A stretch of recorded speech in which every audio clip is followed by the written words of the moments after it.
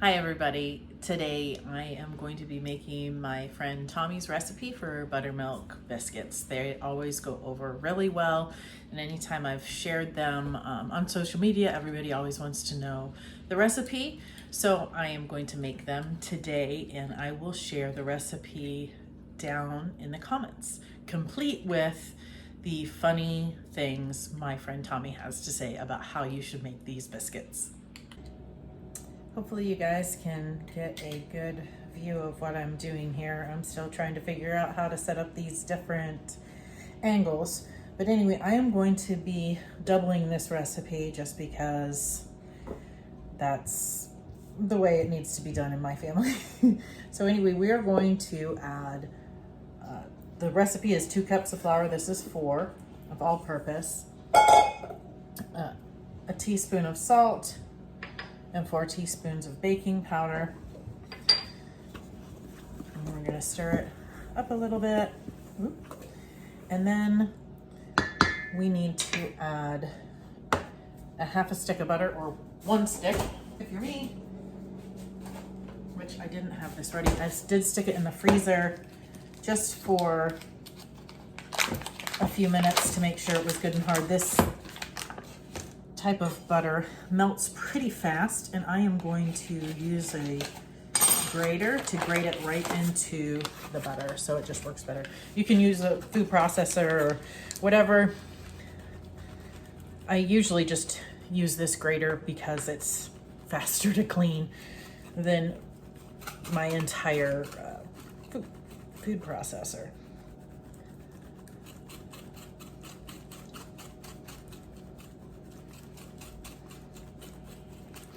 And this really is good to do. I do this with my pancakes too, but when you do it this way, you're able to get little pockets of all that buttery goodness all throughout your biscuits. Okay, I'll just knock this in here. I don't want to waste any of that delicious grass-fed butter. Of course, you can use whatever butter you have on hand.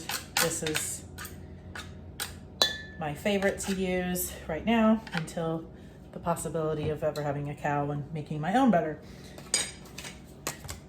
So I'm just going to try to put the flour all over the little pieces of butter so they're all incorporated in there. These biscuits are really easy, so if you have ever been hesitant to make biscuits or think that they're hard, these are really, really easy and delicious. Haven't met anybody yet who doesn't like them. Growing up in Ohio, we didn't have these types of biscuits. It was either the drop biscuits or those biscuits from a can, which you should never eat. How disgusting. But anyway, so now that that's all incorporated in there, we're gonna add a cup of milk. Well, it says a cup of buttermilk, but I am using goat's milk.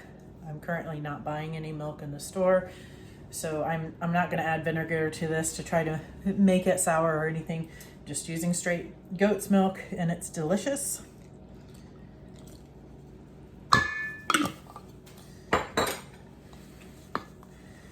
Mix that up a bit.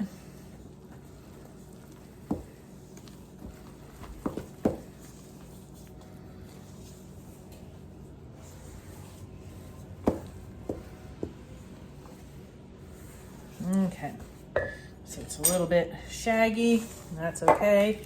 I'm gonna put a little bit of flour down on my counter here.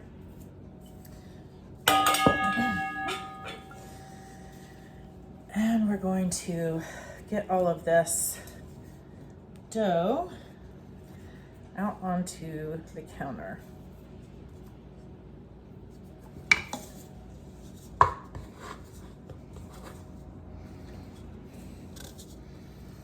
Get a spatula to make sure I get it all. We don't want to waste any of that.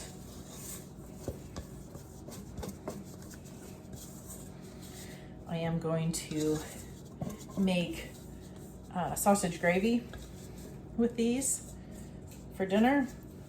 I may or may not get a chance to make a video for that, but I can at a later time. All right, I might need a little stuff to unstick my fingers here.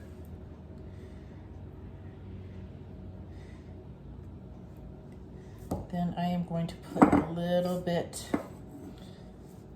of flour on my hand here, a little bit on top.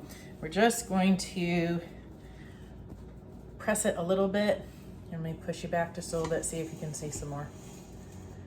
All right, just press that down a little bit, and then we're gonna take it, fold it. Don't leave any pieces behind. Press it down. Do that again. You'll do this, well, let's see, how many times does Tomi say to do it? I think, a total of 6 times or something. We'll see. Sometimes you might need a little less milk than I used based on your weather and based on how this is sticking to my hands and the fact that it's pouring down rain outside. I would say I could have benefited from a little less milk, but it will still turn out delicious.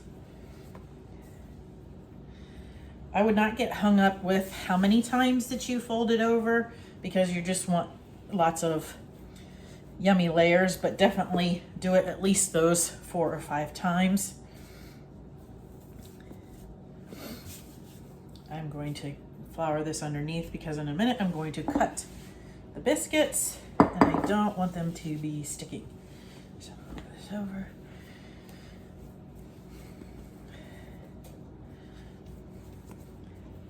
All right, now I'm going to press this out without like pressing it too much. We don't need to do like a rolling pin or anything. And I do like mine pretty thick. So if you want to do really tall biscuits, you know, don't press it out as thin. So I'm going to take a biscuit cutter. These, you can pick these up pretty cheap. My friend who gave me this recipe, Tomi, says, do not use a jar, do not use a lid, and do not twist. You just press it down and that's it. Look at that. That is a huge biscuit. It's beautiful. I'm gonna put it on my cast iron pan here. Yep, oven's preheated. We're gonna preheat that at 450, by the way, if I didn't say that.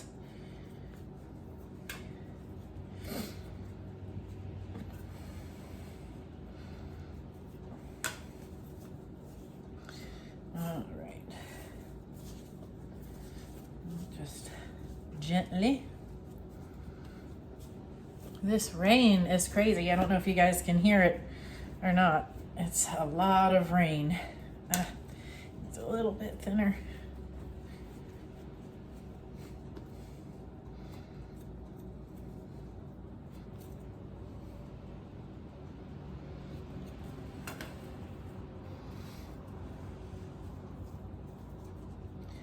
I have thought about making these and freezing them many times, but I have yet to have them last long enough in my house to have the opportunity, and I've never made more than a double batch either, so.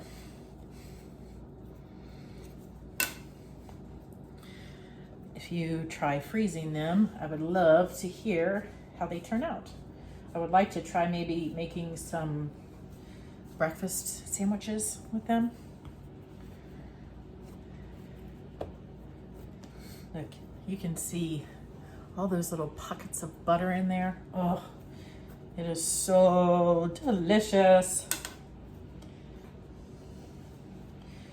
And then if I end up having one that's like too small, I'll get out the other size and do a small one, or I'll just take it and put it on there just like this. And then when it comes out of the oven, I get to eat it and nobody knows. Shh.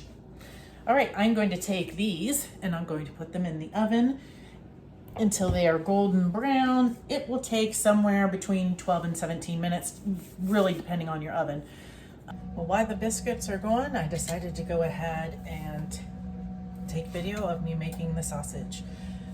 Right now, we don't have any of our own pork, so shout out to Dogwood Farms. We've been buying beef and things from them for quite a number of years, pasture raised, no nasties.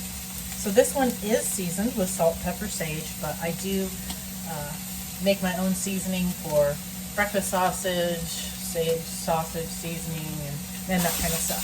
But I picked up a couple of hers that were already seasoned. So we're just going to brown this up. If you don't have one of these things, get you one. I love how you can just make it into really fine pieces for, you know, for spaghetti, for tacos, for whatever. They're amazing. So we'll get this all browned up and then we'll be right back. All right, this is just about ready, and you can see how finely that is chopped up. This is not fatty at all, so I don't need to drain it, strain it, whatever. So I'm going to sprinkle about a 1/4 cup of flour and mix it in here.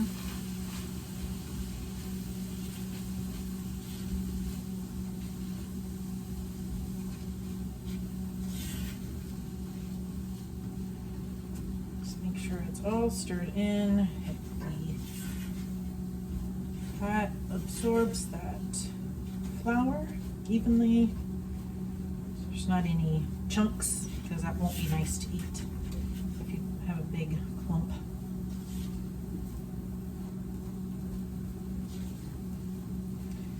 And then from there, you're going to add milk. And you may have to add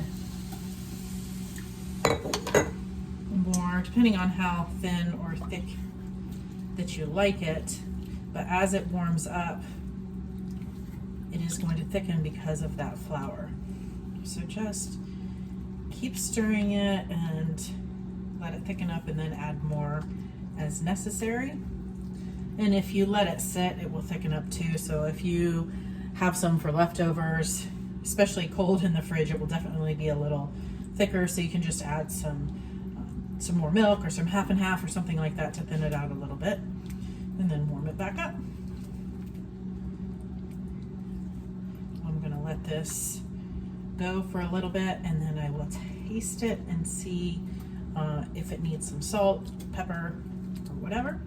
And the biscuits should be done here soon, so I will show you when everything is done. It has reached the consistency that we typically like. I have tasted it, and it definitely needs some salt and some pepper.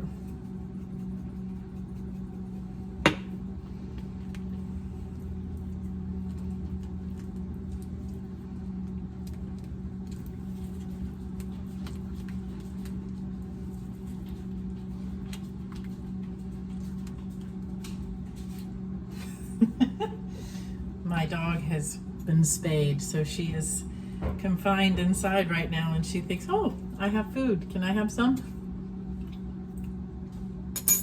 Okay, that tastes good.